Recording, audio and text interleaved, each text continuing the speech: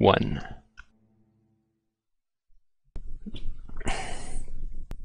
Is it sad that I actually pushed down my control key when I said that?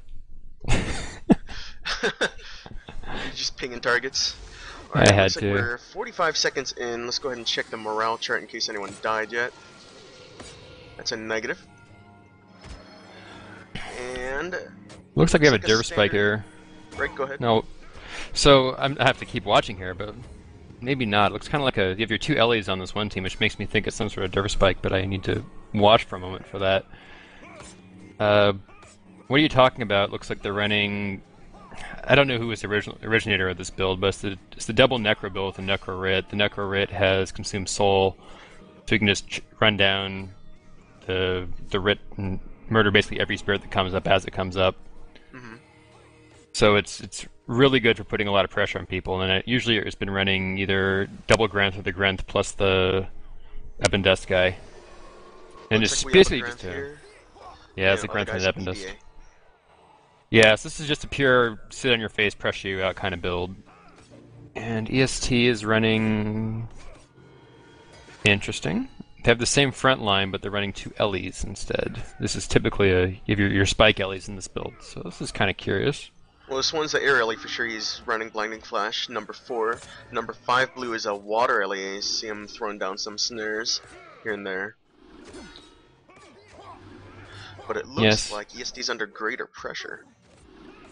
Yeah, EST is running. I mean, Ellies aren't going to put any pressure out. These are typically spike Ellies. You have an Invoke. I'm assuming it's Invoke, but I haven't seen him use it yet. And the other one is usually a Mirror of Ice guy, so it's a really good spike setup. But they're not Yeah, he's running. Invoke. They're not running a spike front line. So this is kind of curious. And then from WTF, it looks like they're running some sort of frag. Necro number 4 red just used fragility there. Yeah, so he has a frag to do some damage on someone. He'll have crippling anguish, of course, like most of these Necros do, because it's the ultimate split skill basically. So everyone's running that. It seems like it's actually supplanted You're All Alone by this point, just because it wins that mirror. Mhm. And this Necro Writ, if you watch him, he's just going to play way up and chase down that Writ whenever he gets anywhere near the team and murder spirits. Yeah, he's really forward positioned. The runner for EST, Motoko Illuminati X over here, he's down underneath the flag stand, trying to get a little seclusion, but it doesn't really matter, because this Necro, you know, with the cast range, you're not really going to escape him. Yeah, now normally if EST is, since they're actually running a spike build, they should be able to, punish that by spiking that guy somewhat, but they're not doing that. Looks like they're actually having little lineback duels between these guys. Yeah, so I don't really understand their plan, to be honest. how is this EDA build sort of play? Is this anything like the linebacker that you guys were, infamous for? No, nothing whatsoever like that. I mean, this is basically just almost like a crip slash kind of guy. It just has some blind on it, so you can have some defense on it because it has a good cripple, a good blind, but it's more of an offensive character. Your linebackers, I mean, your classic linebacker, Augie's had 5 knockdowns on it. This doesn't have any knockdowns on it. It just has a cripple and a blind. But it puts out pretty good damage. It's just another pretty good pressure character that spreads some conditions around, and that's kind of what's dominant right now. I don't know what it's doing in this build. Well, apparently, I mean, this is a constant as it belongs to both teams. It looks like the midline is the biggest difference here. And as you said, spike midline, no spike, and then they're already pushed back to their base. In fact, it looks like they're going to go ahead and give up a boost. In the meantime, we have backdoor action. Yeah, I mean, this midline has been played quite a bit. Well, these Ellies have been played quite a bit, usually with the Dom guy and then some sort of spike, either Axe guys or Worrying Strike Dervishes, or Winning Strike Dervishes, excuse me. And I've seen that have some success, but I'm surprised to see these two Ellies with the Necro, which is more of a pressure character and doesn't really have much of a spike to it, and then these two Dervishes, which, while they put out a ton of pressure, are not particularly known for being spike characters. So it's kind of a curious mismatch of characters here. And it looks like one of the primary differences is that pressure. You have like this ranger that's supplying poison, and I assume something about Grenth spreading disease, but you see that the green bars are primarily on one side. Yeah, so what you see from Grenth is Grenth it gives you a kind of a minor conjure. It has two effects, right? One of them is it gives you some passive damage on all your hits. Most people run at either 10 or 12 spec, so it's plus 10 or plus 12 damage. So you get a bit more auto attack damage. And then it also gives out a little bit of disease whenever one of your enchantments ends. I think it's a 5-second disease. So in only 5 seconds, you're not getting... It's not like the old diseases from Necros where you'd have disease on absolutely everybody because they'd last forever and just spread forever. Instead, you kind of get this little burst of disease on their team that doesn't really get too much of a chance to spread everywhere. So when it's on a... the plague signet reverberation between the two teams, eventually you'd have a disease that had an unmoving duration bar. It was Yeah, just it was... permanent disease. And it was terrible. You'd run away to go get a flag or something, and you'd be sitting in your base and be thinking, wait a second, I have disease on me and it hasn't moved. I'm just going to die from disease in my base because my monks are near me to take it off. So yeah, so it's absolutely nothing like that. But as a side effect of it being short is it doesn't bounce back nearly as much as a lot of other diseases do. So it's same condition, but it operates a little bit differently. So it looks like, as far as the imminent game is concerned, EST sent a dervish to the back door, picked off one archer, but then ultimately did nothing else. And right now WTF is completely pushed right up into EST's grill, preventing them from getting any sort of flag play, and really just made a big red plug in the front of their base, and they just can't move out. Yeah, it's going to be really hard for them to get anything out. And I'm sure you're going to see it all the time, is most teams are going to have this Necro Mesmer on it, which is just a crippling anguish guy with a whole bunch of Necro stuff on it, and it's really hard to split on that guy. The snare and the degen can just stop any one guy cold.